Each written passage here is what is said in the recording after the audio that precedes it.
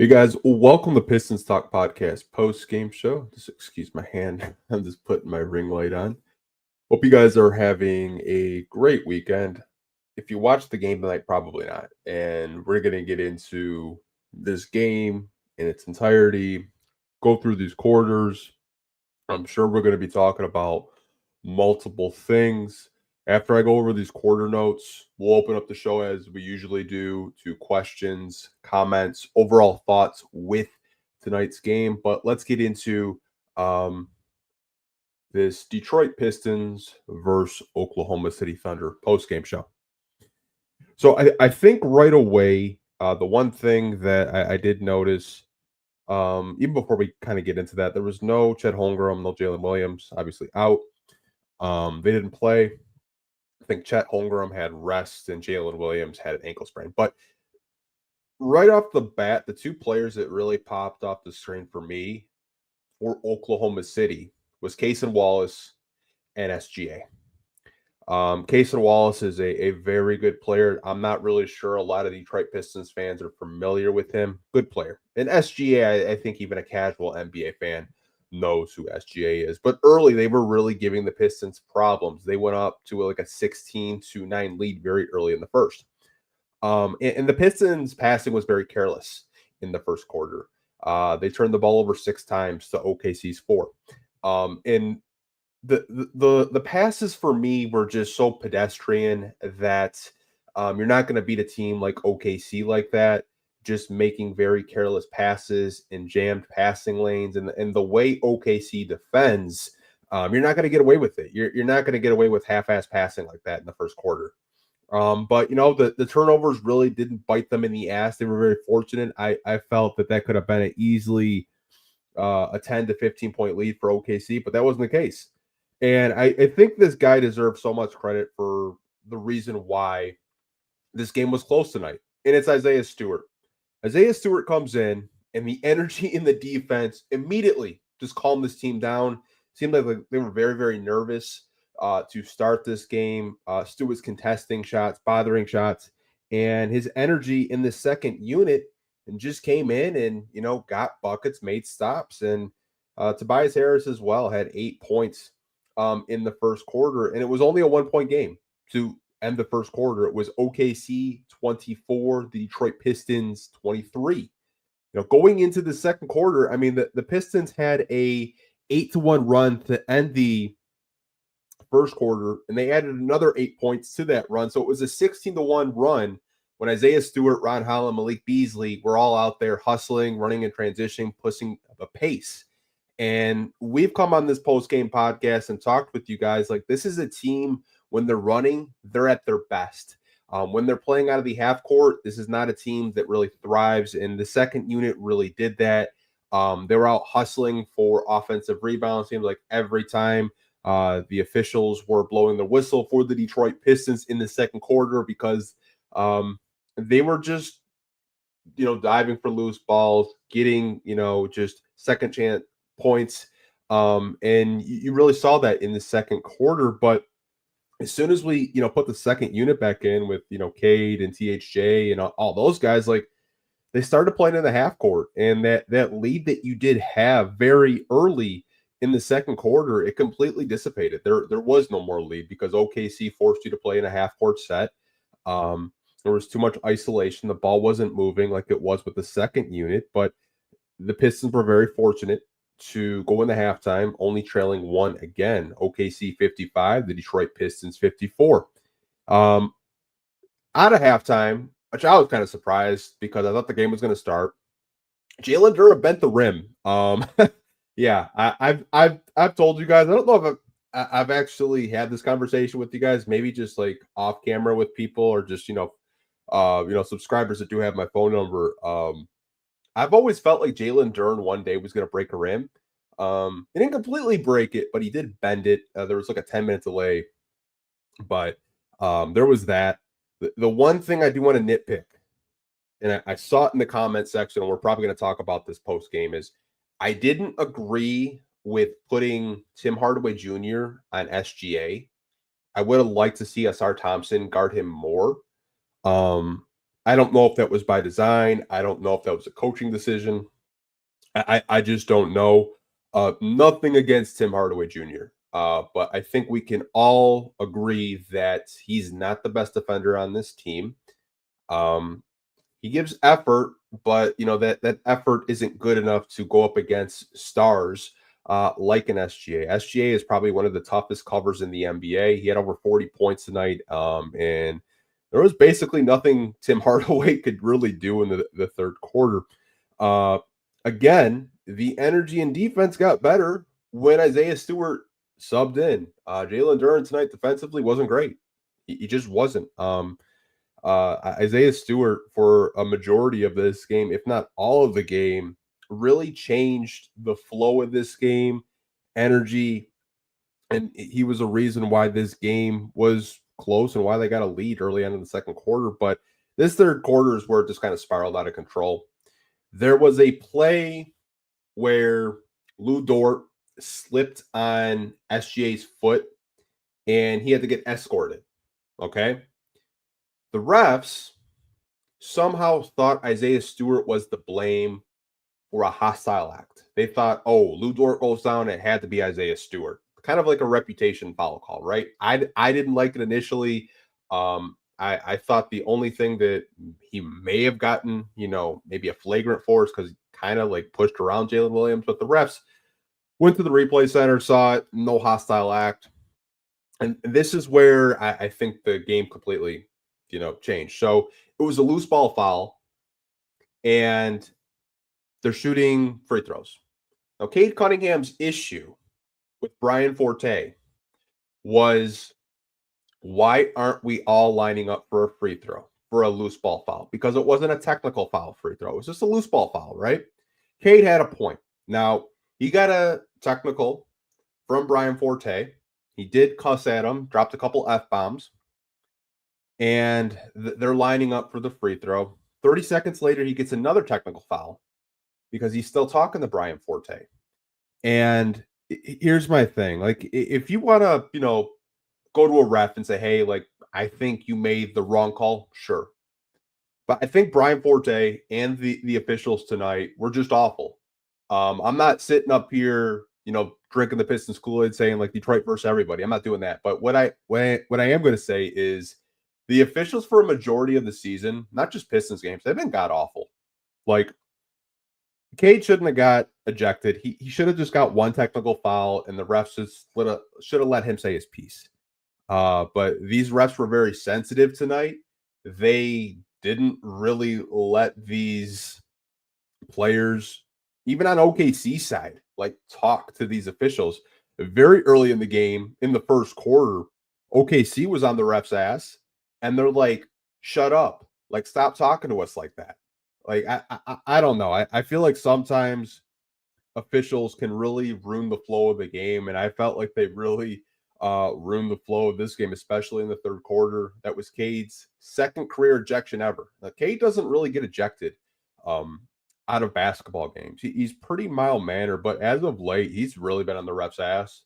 Ever since the LA Clipper game where James Harden got 20 free throws, he's been very vocal with these officials, and as he should.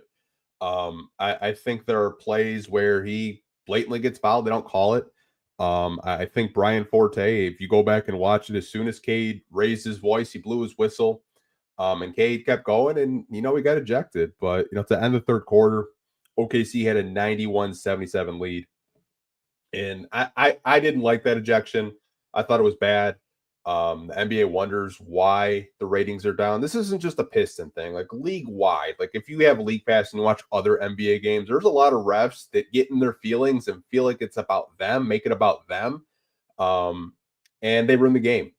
I honestly, up to the point where it's like I'm kind of going down the conspiracy rabbit hole with you guys, because I've had some of you guys come up here and say, the refs are the refs, bet the under on the Thunder or whatever. But like, nights like tonight, it feels like it. Obviously, I know the refs aren't pulling a Tim Donaghy. I know that, but like, like when you're watching the game tonight and the missed calls, getting punched in the throat, they don't call it for a hostile act. Like, there were so many missed calls tonight where it's just like, Yeah, this is going to be a really uphill battle if the Pistons decide to try to come back and win this game. But, going into the fourth, they played very pissed off, no pun intended there.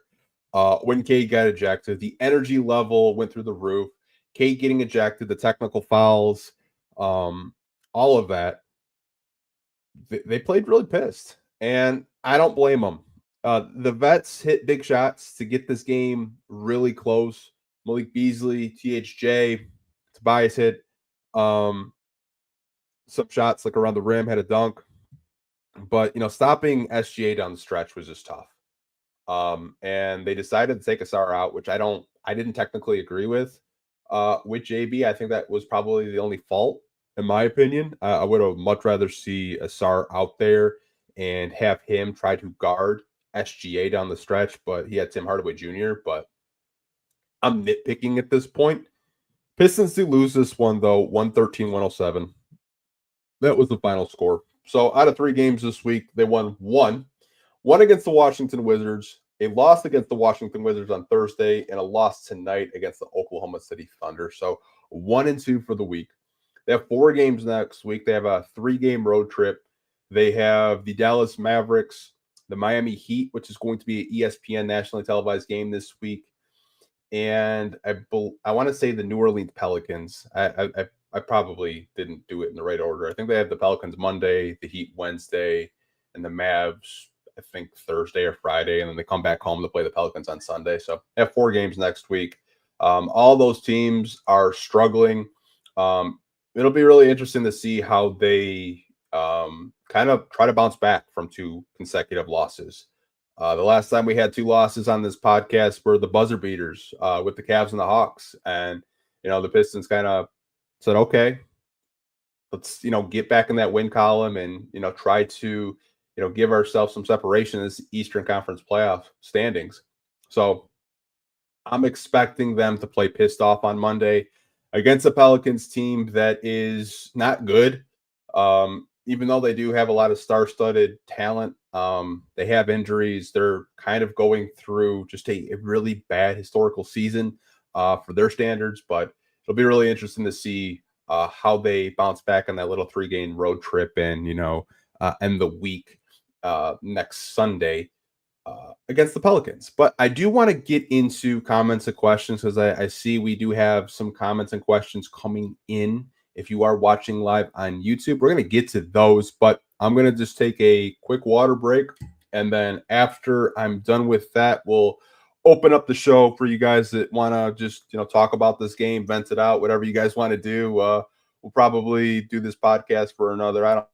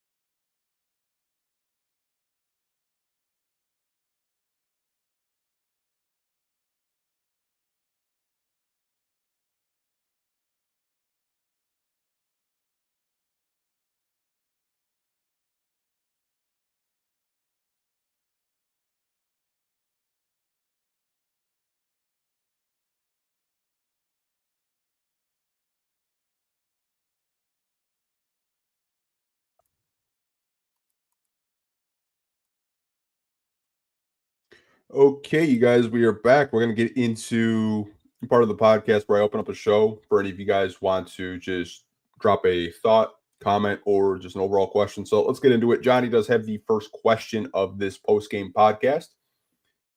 And it says the refs were a part of the problem tonight, but we lost it because Shea was simply unstoppable. I agree. I thought the officials were part of the problem, but you're right. SGA, there's a reason why a lot of people have him in Nikola Jokic in MVP conversations. What he was able to do down the stretch just scoring the basketball. He's one of the best players in the NBA right now. There's no debating that. But I didn't agree with putting Tim on SGA. That's been back-to-back games where we're putting Tim Hardaway Jr. on the best opposing player. I'd much rather Asar be in those situations because I feel like he's the best perimeter defender on this team right now. I really don't know if that was just by design or a rotation thing, or maybe Asar was tired or whatever. But yeah, SGA is just a one of one talent. There's no denying that. Not taking anything away from him. The officials did cause a couple possessions where it didn't really go the Pistons' way, but he dropped over 40 points tonight, so there's nothing really the Pistons could do about that. I have a comment from Dolly, and it's about JB Bickerstaff. And it says JB has to change strategies with opposing superstars. We saw Harden drop 50. Now SGA. Start double teaming, for God's sake. Minnesota came back and won the game against these Thunders by doubling SGA. Okay, there's a lot to unpack with this comment by Dolly, but it's kind of like what we were talking about earlier. I don't know if something has changed because maybe a week or two ago, like Asar was basically taking the challenge of guarding the best player. Maybe I'm wrong here. Maybe you guys can help me out, but seems as of late, we're switching Tim. We're switching Beasley. Like, I don't really understand it because nothing against Tim or Beasley, but they're not our best defenders. Like, Cade's a pretty good plus defender. Asar, I think, is our best defender. Isaiah Stewart, really good at protecting the rim, could really, move his feet on the perimeter. But like, you should have your best defender on these stars, like you mentioned, like Harden dropping 50, SGA going off for 40. And Minnesota double teamed SGA and they came back and won the game. I agree. I think down the stretch, it definitely maybe a game plan thing that they need to do better because we have to face OKC again to close the season in OKC. And who knows if they're going to be healthy by then, having Chet Holmgren and Jalen Williams back. But I don't like the way that we're utilizing Asar right now defensively. I much rather him be on the best player. And I don't know if it's a fear of him getting into foul trouble or what. Maybe that's the only thing I could really think of, Dolly, is the reason why we're not seeing Asar or we're not doubling is because we don't want Asar getting into foul trouble. And Asar has had an issue with just over fouling since his minute restriction has, gotten lifted by the Pistons medical staff. But that's the only thing I could really think of. And that's not even a good excuse at the end of the day, right? Like, you want Asar out there guarding the best player night in and night out. And a comment from Avery Whiteside. Refs, man, I love Cade, but look at SGA. When you take away the basket, he's got a mid-range. Cade forces too many shots at the basket. That Def just waits here. He can get his shot over anyone.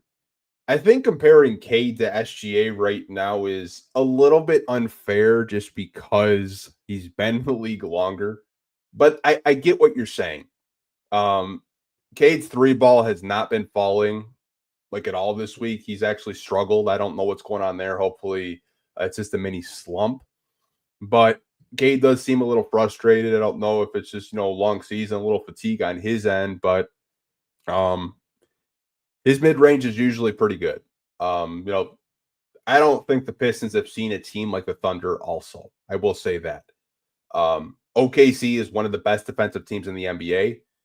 Cade has seen, pretty good just defenders on him. Like I can throw out like the Pacers, like Andrew Nebhart, really good defender, right? But OKC has like 5 Andrew Nebharts, right? They have so many unique defenders like Lou Dort. Cason Wallace is a good defender. They have so many. Alex Caruso's an elite defender. Like, they have so many guys they can throw at you night in and night out that it makes it really hard to get in your sweet spots, in your comfort zone. And I think that's what Cade was dealing with tonight. But I will say this week probably wasn't his best week of basketball this season. It's probably some of his worst. Hopefully it's just a little slump he's going through, but you're right. SGA is just elite though. Like comparing a guy that's favored to win MVP to a guy that's in his fourth year that has been playing some of his best basketball of his career, I think is a little unfair, but you have to credit OKC's defense. OKC is an elite defensive team. There's a reason why they're the first seed in the Western Conference. There's a reason why they have 50 plus wins. That's going to be a very dangerous team come playoff time, in my opinion. It really is. Want to get to win 25. JB went off in the press conference. He did. Absolutely did. JB Bickerstaff, I respect the hell out of him. And here's why. He's not going to sit up there and bullshit you. This isn't the first time he's, gone off on officials. He went off on the officials the other night when the Pistons played the Clippers and James Harden got 20 free throws and Cade got 6. Tonight was more of a respect thing with him, and he wants these officials to give him the same respect that teams like OKC, Boston, the New Yorks get. And I don't know if that's ever going to be the case, just because those teams have a lot of superstar power, and some of the officials give them favorable calls. But what JB was basically saying in that press conference is like, I couldn't even talk to these officials. They were telling me to shut up. It's like the other coach was able to talk to him. As soon as I said his name, he told me to be quiet. We talked about kind of like Isaiah Stewart with the hostile act when he wasn't even in the play. He thought that was kind of disrespectful. Just overall, this game was like very poorly officiated. On both sides, not just the Pistons side, even OKC side to an extent, but more to the Pistons. I believe that there was over 5 technical fouls tonight just for the Pistons. But yeah, I respect the hell out of JB because he's not going to take disrespect. He's not going to lay down and take it. If he sees something, he's going to say something. And I think that's what I love about him. Like Detroit needs a coach like that. We didn't see that last year at all. Coach last year didn't say shit if he had a mouthful of it. JB fights for his guys, and you got to respect that because that's what they need right now. They need a leader that is going to just run through a brick wall for them. If they see something that they don't agree with, they're going to speak up. They really are. Shift God, the NBA needs to really look into the basics of a hostile act. I agree. I really do agree because that play in particular that you're talking about, Lou Dort literally slipped on his own teammate's foot. Isaiah Stewart was in the play. He was within the frame, but he was trying to battle for position with Jalen Williams to get a board. The only thing Isaiah Stewart really did was kind of like push him and like to the side to try to get a rebound. And Jalen Williams was tugging on his jersey, but like I don't know how that's a hostile act when Lou Dort tripped on his own teammate's foot. To me, it's more of a reputation thing. They see Lou Dort in pain. They think, oh, yeah, Isaiah Stewart did it. I don't know, man. Like that, it was just a joke to me. Like I was really surprised that they even tried to review that for like a flagrant foul for Stu. Like it's crazy. Refs are claiming that Cade got 2 techs because of profanity. He was dropping F-bombs. I will say that. He was. Now, I could understand why Cade was dropping F-bombs towards Brian Forte. Brian Forte allowed, I believe it was SGA shooting free throws. Like I could be wrong, but whoever was shooting free throws was shooting free throws without players on each side. And that should have been the case. Cade was correct. Now, if you're shooting a technical foul free throw, there's no one on your left or your right. But it wasn't a technical foul free throw. That's why Cade was upset. And after, he got the first tech, they're lined up. But I think that whole instance, I think Cade may get a technical foul rescinded. I don't think he's going to be able to, or he's not going to keep both of those techs because I think he was right for the first tech. The second tech he may have deserved because he kept bitching at the ref, but I honestly think that these officials are a little bit too sensitive. You used to be able to talk to a ref, and the ref would explain to you, this is why I gave you a foul. This is why I gave you a technical foul. Now you can't even talk to these guys. They're like, get out of my face. You keep talking, they give you a technical foul, or they tell you to shut up. Um, I think they need to do a better job of talking to these players and letting them know, this is why I gave you a foul. This is why I gave you a technical foul. If they did that, I don't think things would escalate the way they do. And obviously, each official is different. Brian Forte has been an official for a very long time. But I think he had a very difficult time officiating this game because both teams were yapping in his ear all game, and he couldn't handle it, and you could tell. Um, 5 technicals just for the Detroit Pistons tonight at home. The officiating was really bad. I don't want to harp on it too much, but like if you're watching at home or you went to the game, like you could tell, like it felt like an away game, just because the amount of fouls that the Pistons were getting called against them. But this is a comment from Aaron Haman. Shout out to you, man.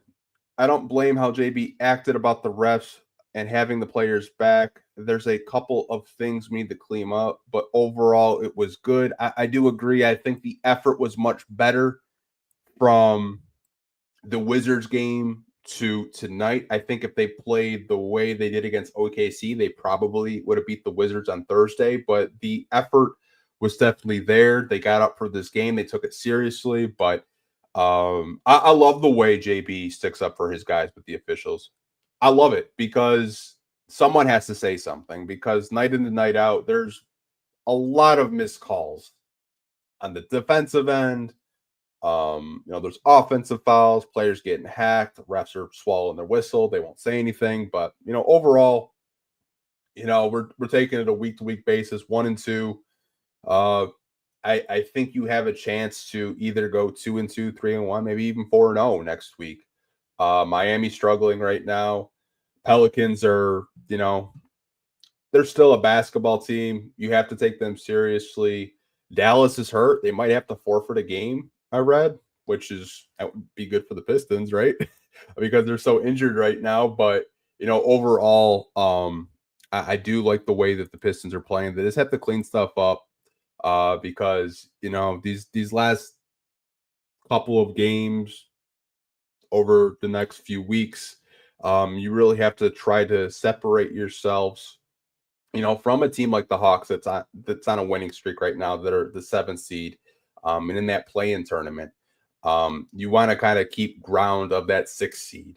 I know some people want the Pistons to play the Pacers. Right now, they would be matched up with the Knicks if the season ends today, but it's looking like it might be Bucks Pacers in the first round. But I'm not really going to get into playoff talk right now. But overall, this is a team that just needs to get back into the win column, and just play more consistent basketball and wake up for every team that we're playing. Like, just don't take OKC serious and not take the Wizards not serious because they only had 13 wins. Do we have a comment from Chili? Says, biggest issue I had was Stu on the bench the last 5 minutes of that game. Duran, when he plays without Cade or Ivy, tossing him lobs is not a useful player. I thought tonight Duran did not bring his best game. I thought defensively he was really bad. I thought that he was really late on rotations. The effort, I think as of late, is kind of coming back down to earth a little bit, which didn't really know how long he was going to be able to keep up that effort night in and night out. But hopefully he can kind of turn it back on and wake up next week for these games, because we always talk about Cade Cunningham, Sar Thompson. Like, if the Pistons want to push for the playoffs and stay out of a possible play-in tournament, JD needs to lock in every night.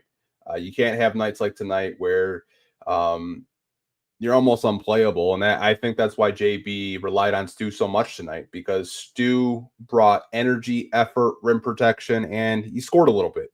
Obviously, you'd like him to score more, but that's just kind of like the role JB has him playing right now. He's not really stretching the floor like he was last season for Monty Williams. He's more of just like a low post center, scores on little down low passes, really close to the rim. But overall, JD has to pick up his game. But I do agree with you. If Stu and Ivy aren't tossing him lobs offensively, he's very limited. He doesn't really try to put the ball on the floor too much. I think down in the post, he still needs to work on his post game a little bit. There's a lot there that I do like, but I'm not going to harp on the kid too much. He's 21 years old. I think there's a lot that he can work on possibly this offseason of refining his post game, working on that mid range. I see him practice it every pregame. He practices mid range shots. He practices that 12 to 15 footer. So that's something that has been in the work in progress, but I don't think they're fully unlocking it yet. But overall, JD has to be better, in my opinion. Want to get to DeBeerus. I mean, he has a comment about the officiating. He said, worst officiated game I've seen in a long time. 1 out of 82. We cannot let that loss define our season. Next game is an opportunity to get better, and hopefully we get better. Whistle moving forward. I agree. I do feel like the way the game was officiated, coming out of halftime, was a lot worse than it was officiated in the first half. Just the way that the calls were, you could say, favorable towards OKC, but hopefully they can bounce back. They've shown the ability to, when they lost to against the Cavs and the Hawks, they went on a little winning streak, and we're playing better basketball. I'm hoping they can have that same kind of mindset going into next week, and I think they will. A lot of the teams they're playing, like Dallas, is banged up right now. The Pelicans obviously are injured. The Heat are struggling, so it'll be interesting to see how they do react to the games. But I do want to wrap up this podcast. We're going to see you guys tomorrow, which I probably should have mentioned. So we're going to be having Zarek on, recurring guest. I know a lot of you guys love Zar. You guys always call him Jalen Green because he kind of looks like Jalen Green a little bit. But we're going to have Zara on tomorrow around 7:30. Talk about the Detroit Pistons. Talk about, obviously this past week a little bit more in depth. And everything that happened this week with the Pistons and Shaq and all that good stuff. But we'll see you guys tomorrow. Hope you guys have a great rest of your weekend. Take care. And as always, go Pistons. Peace.